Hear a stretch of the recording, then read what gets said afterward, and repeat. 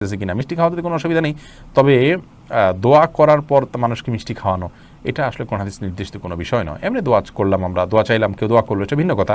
তো দোয়া করার পর তাকে মিষ্টি দেয়া এটা আমাদের দেশীয় কালচার, এবং এটা অনেকটা দোয়ার বিনিময় কেন জানি মনে হচ্ছে। মৃত ব্যক্তির জন্য দোয়া করার পর পয়সা নেওয়াও জায়েজ নাই, কোনো বিনিময় নেওয়া যায় না। এটা বিনিময় আপনি না বললেও যে ঠিক আছে উপস্থিত মানুষদের জন্য হাদিয়া, সেই হিসাবে এটা খাওয়া যায় আছে, যে কেউ দোয়া করুক বা না করুক, মসজিদে যারা আছে সবাইকে খাবার দিলাম, সবাইকে একটু মিষ্টি খাওয়ালাম যাতে মৃত ব্যক্তির সওয়াব পায়, সেই উদ্দেশ্যে তিনি করলে এটা গুনাহ হবে না সন্দেহাতীতভাবে। সেই জন্য বললাম এটা খাওয়া জায়েজ আছে, বাট দোয়া করেছেন তার জন্য মিষ্টি এরকম যেন না হয়। বিষয়টা, এই কালচারটা একটা পরিবর্তন আমাদের আসা উচিত আসলে, কিন্তু এটা খেলে যে হারাম হবে তা কিন্তু না। এমডি রাফাতুর রহমান নূর আপনি লিখেছেন, ইসলামিক জীবন যাপন করার জন্য উত্তম উপায় জানতে চাই।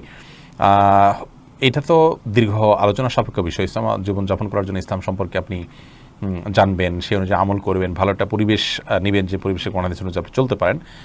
আব্দুল্লাহ